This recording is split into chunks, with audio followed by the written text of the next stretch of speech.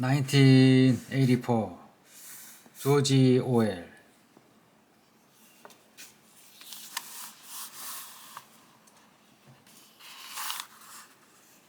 The next moment of hideous grinding screech as of some monstrous machine running without oil burst from the big telescreen at the end of the room. It was a noise that set one's teeth on edge and bristled the hair at the back of one's neck.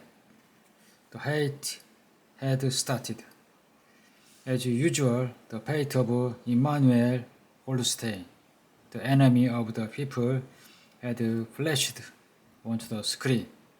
There were hisses here and there among the audience. The little sandy-haired woman gave a squeak of mingled fear and disgust.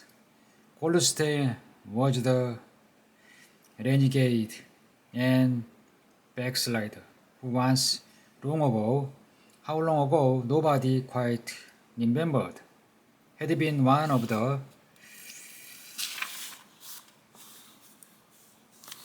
leading figure of the party, almost on a level with Big Brother himself, and then had engaged in counter-revolutionary activities, had been condemned to death, and had mysteriously escaped and disappeared.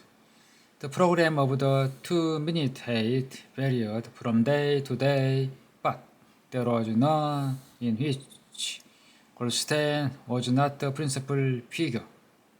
He was the primal traitor, the earliest defiler of the party's property.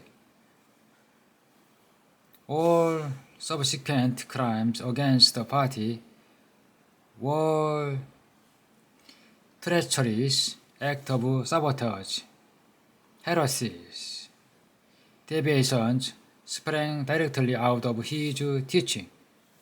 Somehow or other he was still alive and hatching his conspiracies. Perhaps somehow beyond the sea, under the protection of his foreign paymasters. Perhaps even, so it was occasionally rumored, in some hiding place in Oceania itself. Instance diagram was constricted. He could never see the face of Goldstein without the painful mixture of emotions. It was a lean Jewish face with a great fuzzy aureole of white hair and small goatee beard. A clever face, and yet somehow inherently despicable, with a kind of senile silliness in the long thin nose, near the end of which a pair of spectacles was perched. It resembled the face of a sheep, and the voice, too, had a sheep-like equality. Goldstein was delivering his usual venomous attack upon the doctrines of the party, attack so exaggerated and perverse that a child should have been able to see through it, and yet just plausible enough to fill one with the alarmed feeling that other people, less level-headed than oneself, might be taken in by it. He was abusing Big Brother. He was denouncing the dictatorship of the party. He was demanding the immediate conclusion of peace with Eurasia. He was advocating freedom of speech, freedom of the press, freedom of assembly, freedom of thought. He was crying hysterically that the revolution had been betrayed. And all this in rapid polysyllable speech, which was a sort of parody of the habitual style of the orators of the party, and even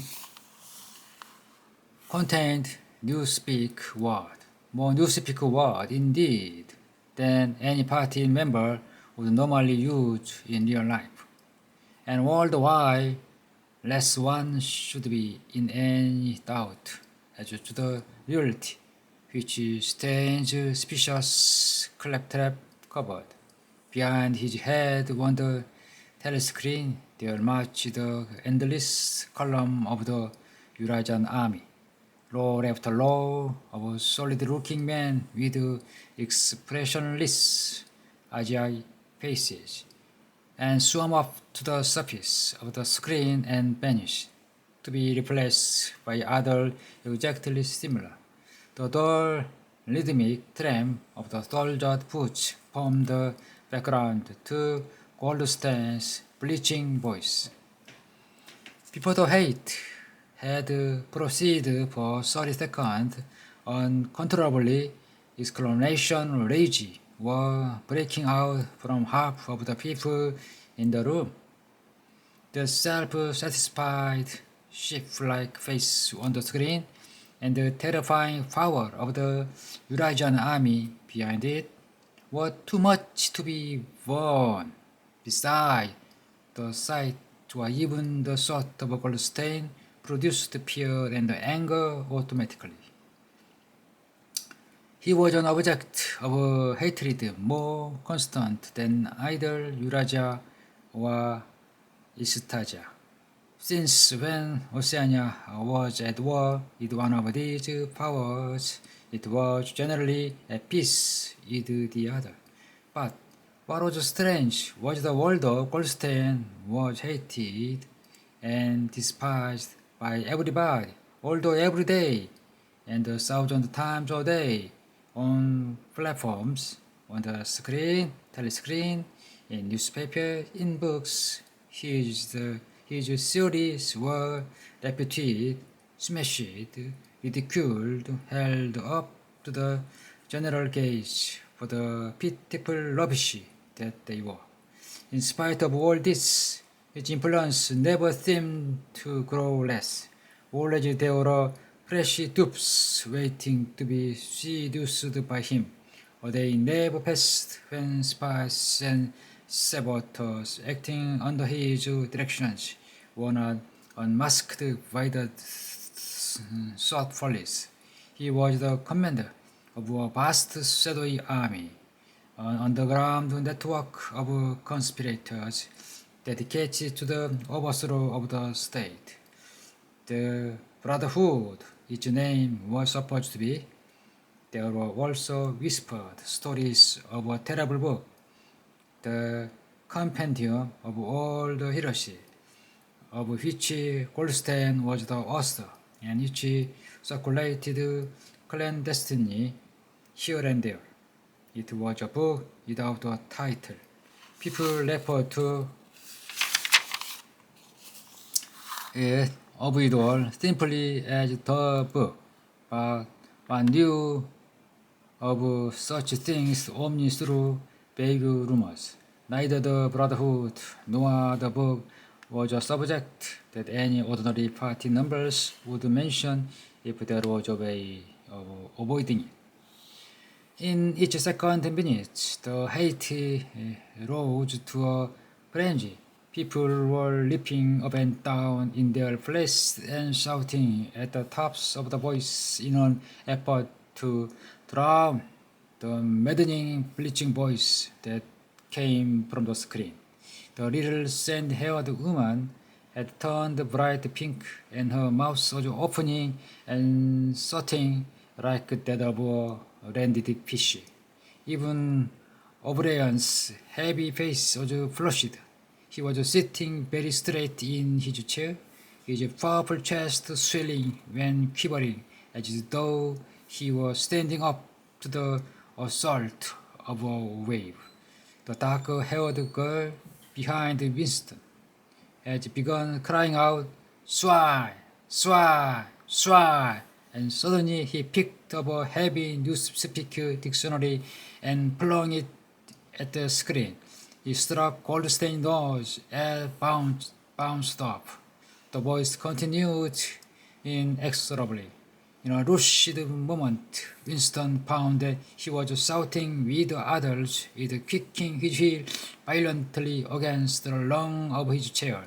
The horrible thing about the 2 minutes hate was not that one was obliged to act a part, but that it was impossible to avoid joining in. Within 30 seconds, any pretense was always unnecessary. The hideous ecstasy of fear and vindictiveness, the desire to kill, to touch, to smash face in the sledgehammer seemed to flow through the whole group of people like an electric current, turning one even against one's will into a grimace, screaming lunatic. And yet, the rage that one felt was abstract, undirected emotion, which could be switched from one object to another like the flame of a blow lamp. Thus, at one moment, Winston's hatred was not turned against Goldstein at all, but on the contrary against Big Brother, the party, and the short follies. And at such moment, his heart went out to the Ronnie, derided heretic on the screen, sole guardian of truth and sanity in a world of lies. And yet, the very next instant, he was at one with the people about him, and all that was said of Goldstein seemed to him to be true. At those moments, his secret loathing of Big Brother changed into adoration, and Big Brother seemed to tower up, an invincible, fearless protector, standing like a rock against the hordes of Asia. And Goldstein, in spite of his isolation, his helplessness, and the doubt that hang about his very existence, seemed like some sinister enchant, capable by the mere power of his voice of lacking the structure of civilization. It was even possible at the moment to switch one's hatred this way or that by a voluntary act. Suddenly, by the sort of violent effort with which one wrenches one's head away from the pillow in a nightmare, Winston succeeded in transferring his hatred from the face on the screen to the dark-haired girl behind him. Vivid, beautiful hallucination flashed through his mind. He would blow her to death with a love truncheon. He would tie her naked to a stake and shoot her full of arrows like Saint Sebastian. He would ravish her and cut off her throat at the moment of climax. Better than before, moreover, he realized why it was that he hated her. He hated her because she was young and pretty and sexless, because he wanted to go to bed with her and would never do so, because around her sweet, supple waist, which seemed to ask you to encircle it with your arm, there was only the odious scarlet sash, aggressive symbol of chastity.